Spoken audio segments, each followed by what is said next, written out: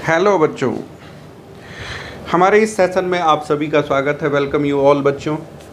आज के इस सेशन में मैं आपके साथ डिस्कस करने वाला हूं language sums related to a pair of linear equations in two variables.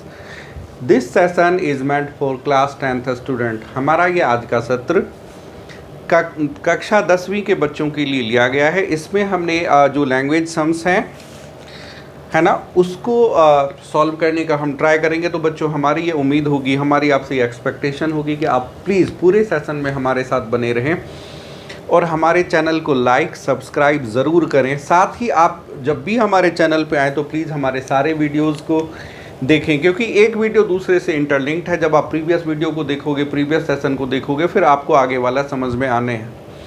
तो आइए हम स्टार्ट करते हैं आपका एक्सरसाइज 3.6 क्वेश्चन नंबर 2 का पहला सेगमेंट। द क्वेश्चन इज कि Ritu can row downstream 20 kilometre in 2 hours and upstream 4 kilometre in 2 hours. Find her speed of rowing in still water and the speed of the current. तो मान लेते हैं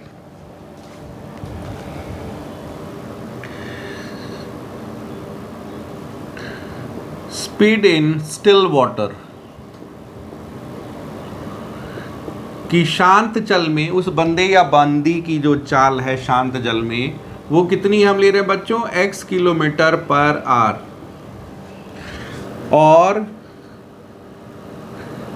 speed of the stream, धारा की चाल, इसको बच्चों मैं मान रहा हूं y kilometre per our. Hindi भाषी बच्चों आप लिखेंगे, माना कि शांत जल में उस बंदे की चाल x किलोमीटर प्रति घंटा है और उसमें जो स्ट्रीम है, धारा है, उसकी चाल y किलोमीटर पर आवर है। तो जब डाउनस्ट्रीम स्पीड देखेंगे बच्चों, डाउनस्ट्रीम स्पीड, इसका मतलब हुआ कि धारा के अनुकूल, जिधर धारा जा रही है, जिधर डायरेक्शन है, उसी डायरेक्शन में जब वो बंदा जाएगा तो उसका स्पीड ऐड हो जाएगा। क्या हो जाएगा? ये x plus y kilometre per hour. और अपस्ट्रीम स्पीड यानी कि धारा के प्रतिकूल, अपस्ट्रीम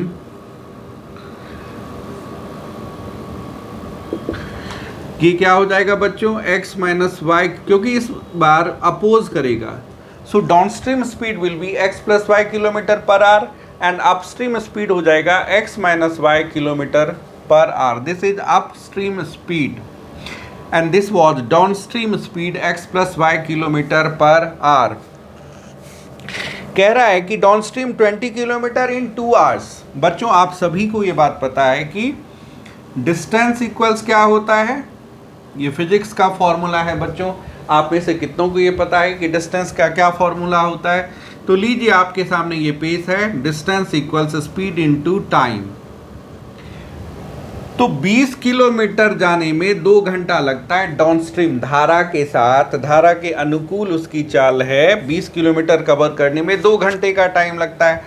तो डाउनस्ट्रीम स्पीड है इसका कितना बच्चों, x प्लस वाई, टाइम कितना लग रहा है, 2 hour। So 20 equals x plus y into 2। क्यों? क्योंकि distance equals speed into time होता है। अब मैं क्या करने वाला हूं बच्चों, 2 को आप इधर ले आइए, ट्रांसपोज कर दीजिए। राइट साइड में मल्टीप्लाई है, सो लेफ्ट में डिवाइड में आ जाएगा, x plus y. 20 divided by 2 will get 10। So एक इक्वेशन हमारा बन रहा है, tan is equals to x plus Y.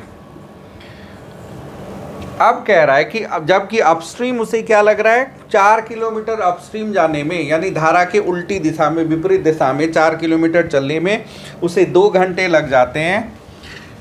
तो हमने लिखना है again distance 4 equals speed into time. This time the speed is x minus y, क्योंकि इस बार जो धारा स्ट्रीम है वो उसको अपोज करेगा। सो उसके स्पीड में से माइनस हो गया x माइनस वाई, और टाइम कितना लग रहा है, 2 घंटा।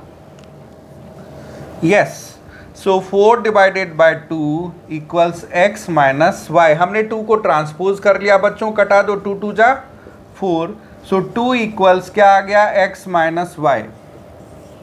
बच्चों आपका इक्वेशन 1 है, x plus y equals 10, equation 2 है x minus y equals 2। Simply हम क्या करने वाले हैं, एडिंग इक्वेशन 1 एंड 2।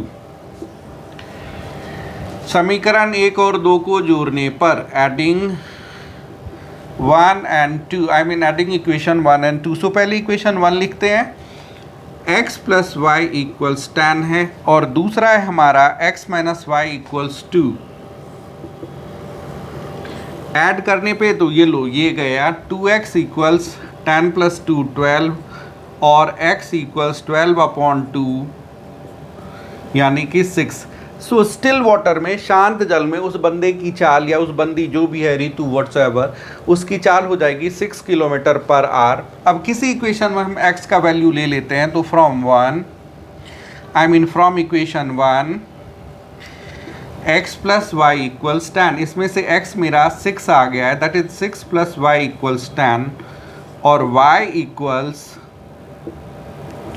10 माइनस 6 यानी कि 4। सो उस बंदे की शांत जल में चाल हो गई 6 किलोमीटर पर आवर यानी कि 6 किलोमीटर प्रति घंटा, और स्ट्रीम की जो चाल है, स्पीड है, वो है 4 किलोमीटर पर आवर। बच्चों यहाँ ये आपका जो क्वेश्चन है ये फिनिश हो जाता है इसके साथ। तो बच्चों आपने देखा कि ये कितने इजी हैं। बस आपने क्या करना है, लैंग्वेज सम को पहले pair of linear equations in 2 variable में कन्वर्ट करना है, उसके बाद सॉल्यूशन वैसे ही हो जाएगा। आप एलिमिनेशन से करें, सब्स्टिट्यूशन से करें, या फिर क्रॉस मल्टीप्लिकेशन से करें, मर्जी आपकी, बादशाह आप अपने मन के हो, आप कर सकते हो जिस मर्जी मेथड से। ठीक है बच्चों, तो आइए हम इसमें हमारे साथ बने रहें, आप कहीं ना जाएं। हम इसके और सेगमेंट को डिस्कस करने वाले हैं अभी, तो प्लीज़ आप हमारे साथ बने रहें।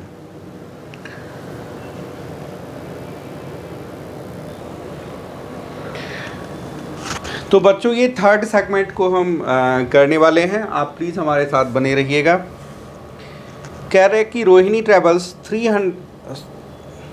Travels 300 kilometre to her home, partly by train and partly by बस।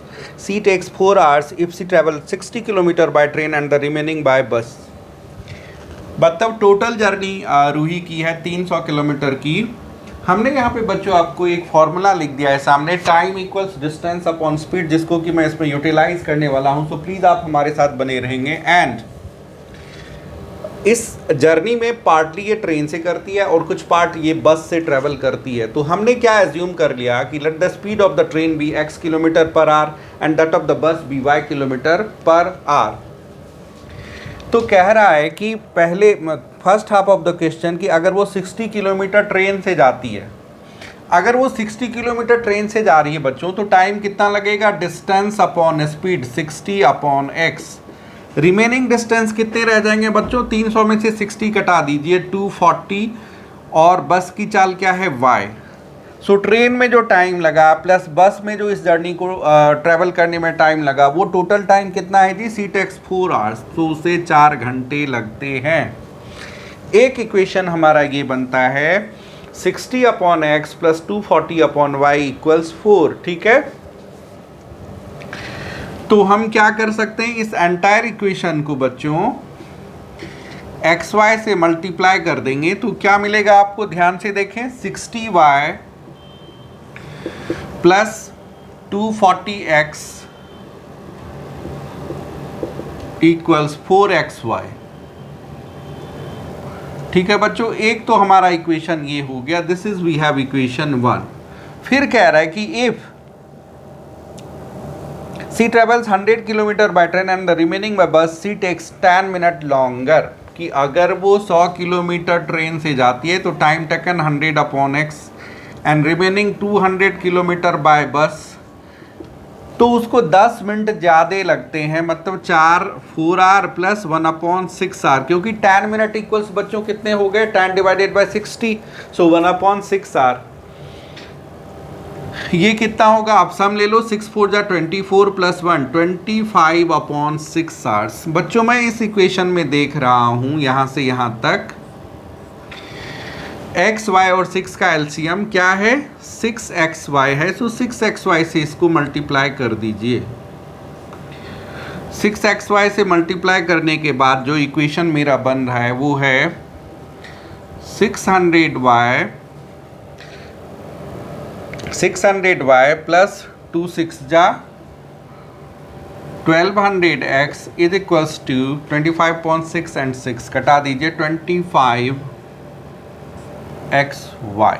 ठीक है, 600y यहाँ पे है, 1200x यहाँ पे है, तो हम इन्हें क्या करना है, इक्वेशन 1 को tan से मल्टीप्लाई कर देते हैं, फिर उसमें से 2 माइनस कर देंगे। तो लिखिए मल्टीप्लाइंग इक्वेशन 1 बाय tan, इस इक्वेशन को 10 से गुणा करो और फिर उसमें से इक्वेशन 2 को माइनस करो। तो बच्चों 10 से गुणा कीजिए, 600y plus 240x into tan, 2400x equals 4 tan जा 40xy। नीचे एज इट इज हमारा इक्वेशन ये रहेगा, 600y plus 1200x equals 25xy। उसके बाद बच्चों हमने लिखना है subtracting,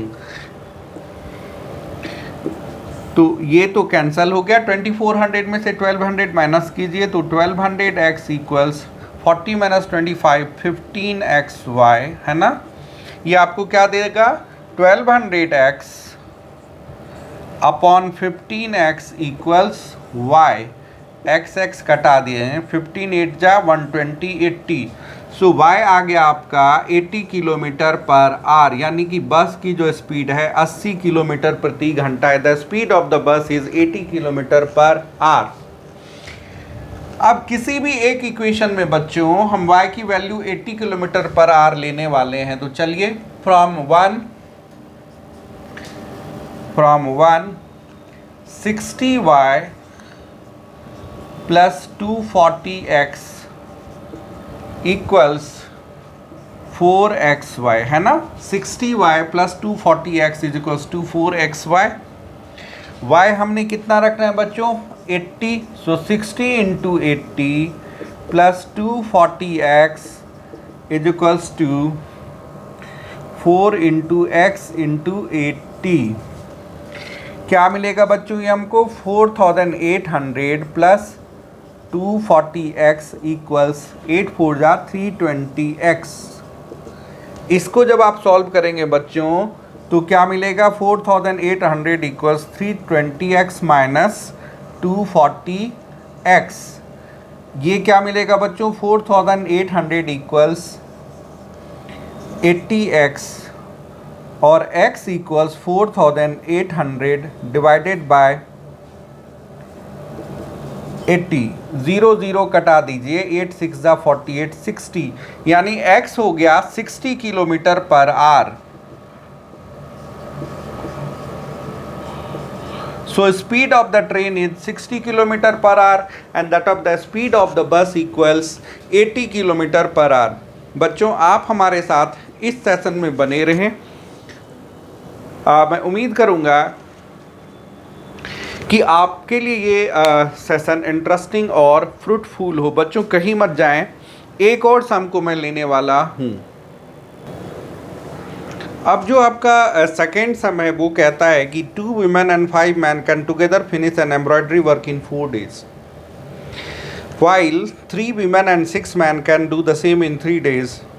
Find the time taken by one woman alone to finish the work and also that taken by one man alone. कि 2 महिलाएं और 5 पुरुष किसी काम को 4 दिन में फिनिश करते हैं, जबकि 3 महिला और 6 पुरुष किसी काम को 3 दिनों में फिनिश करते हैं। तो हमें ये बताना है कि अगर अकेली एक महिला होती तो उस काम को कितने दिन में पूरे करती, और अगर जो एक पुरुष होते तो वो उस काम को कितने दिन में पूरा कर लेते। ठीक है बच्चों, ये हमारा सवाल है। तो आइए हम इसको लेते हैं। Let the women in x days finish one work. मान लेते हैं कि x डेज में एक वुमेन पूरे काम को करती है, तो एक दिन में वो कितना पार्ट करेगी, 1/x। इसी तरह से हमने एज्यूम करा है कि the man in y days finish one work, कि एक बंदा उस काम को पूरे काम को y दिन में पूरा करता है, y डेज में whole work. One work meaning whole work. So आदमी यानी कि मैन इन 1 डेज, एक दिन में इसका कितना पार्ट करेगा, 1/y part of the work will be done by 1 man. अब आइए 2 women and 5 men, 2 women कितना काम करेंगी, अगर एक 1/x कर रही है तो 2 women मिलके उसका दोगुना यानी 2/x, एंड एंड 5 मैन, एक मैन कर रहा है 1/y पार्ट, तो 5 मैन मिलके इसका 5 टाइम्स 5/y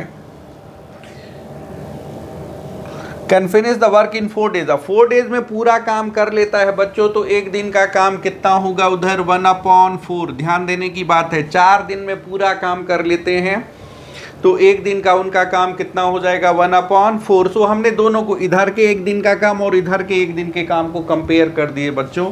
यही चीज़ समझने वाली है कि हमने माना कि एक महिला x दिन में पूरे काम को फिनिश करती है, तो एक महिला एक दिन में उस काम का 1/x पार्ट पूरा करेंगी। एक मैन यानी कि एक आदमी, एक पुरुष y दिन में एक पूरे जॉब को करते हैं, तो एक जो पुरुष है वो एक दिन में कितना काम करेगा 1/y part of the work. कि the women in x days finish the whole work, I mean one work, so the women in 1 day will work 1/x part of the work। इसी तरह से 1 man in 1 day will 1/y part। So total work done by 1 woman and 1 man in 1 day 1/x plus 1/y, ये part हो गया। तो 2 women कितना करेंगे बच्चों 2/x और 5 man 5/y। अब वो 4 दिन में पूरा कर लेते हैं, 4 दिन में होल जॉब, तो एक दिन का काम क्या हो गया 1/4। इस इक्वेशन को बच्चों आप 4xy से मल्टीप्लाई कर दीजिए, क्या मिलेगा आपको 4 2 जा 8y प्लस 4 5 जा 20x equals xy। This is equation 1। फिर कहता है कि वाइल 3 वीमेन, अब 3 वीमेन का काम कितना होगा बच्चों 3/x and 6 man 6/y can do the same work in 3 days. इस काम को 3 दिन में पूरा करते हैं, तो एक दिन का काम क्या होगा 1/3। अब इस एंटायर xy और 3 का एलसीएम 3xy, सो हमने इसको 3xy से मल्टीप्लाई कर दिया। मल्टीप्लाई करने के बाद जो इक्वेशन हमारे को मिलेगा वो मिलेगा 3 3 जा 9y plus I am so sorry 6 3 जा 18x इक्वल्स xy।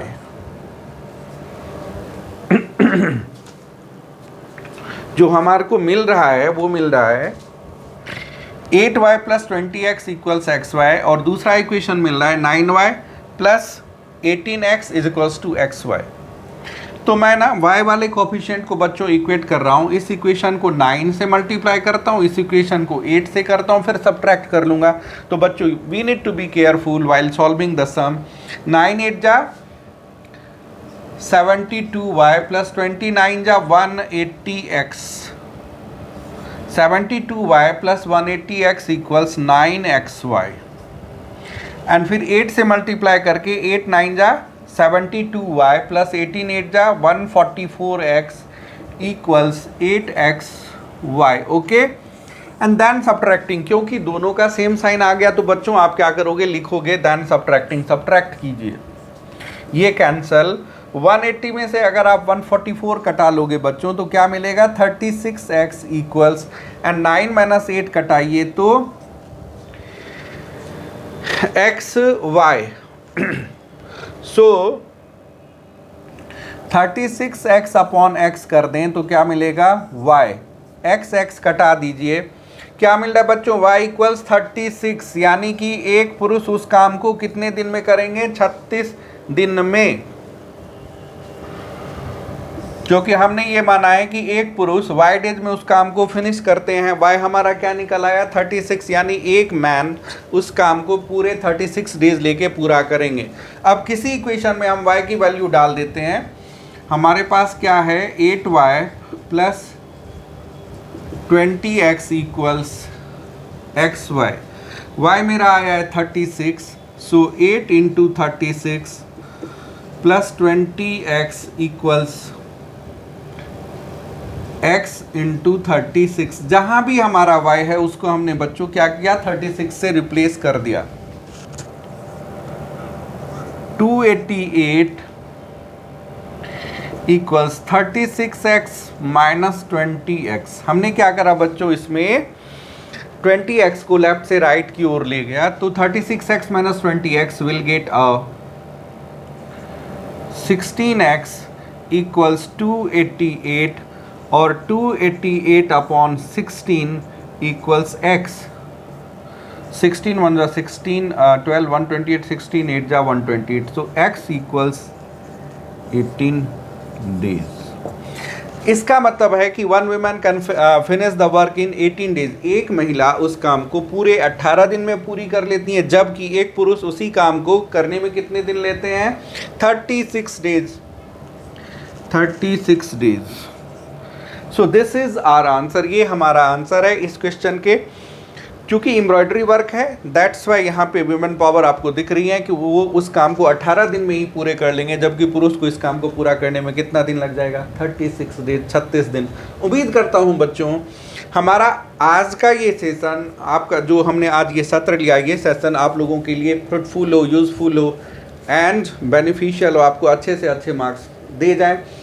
इसके साथ हम आपसे ये कहना चाहेंगे कि अभी तक अगर जो आपने हमारा चैनल सब्सक्राइब नहीं किया है, लाइक नहीं किया और शेयर नहीं किया है, तो प्लीज़ ज़रूर सब्सक्राइब कीजिए, लाइक कीजिए एंड शेयर कीजिए। इसी नोट के साथ हम आपसे लेना चाहेंगे विदा बच्चों। फिर अगले सेशन में हम आपके पेयर ऑफ लीनियर इक्वेशंस से कुछ चुनिंदे सम्स को लेने वाले हैं, तो आप प्लीज़ हमारे चैनल को like, subscribe and bell icon को ज़रूर प्रेस करें, ताकि हम जब भी नया सेशन लाएं, आपके लिए नए नए वीडियो बनाएं, तो आपके पास उसका इंटीमेशन आ जाए। हमारे साथ बने रहने के लिए, हमारे पूरे वीडियो को देखने के लिए तहे दिल से थैंक यू। Bye bye.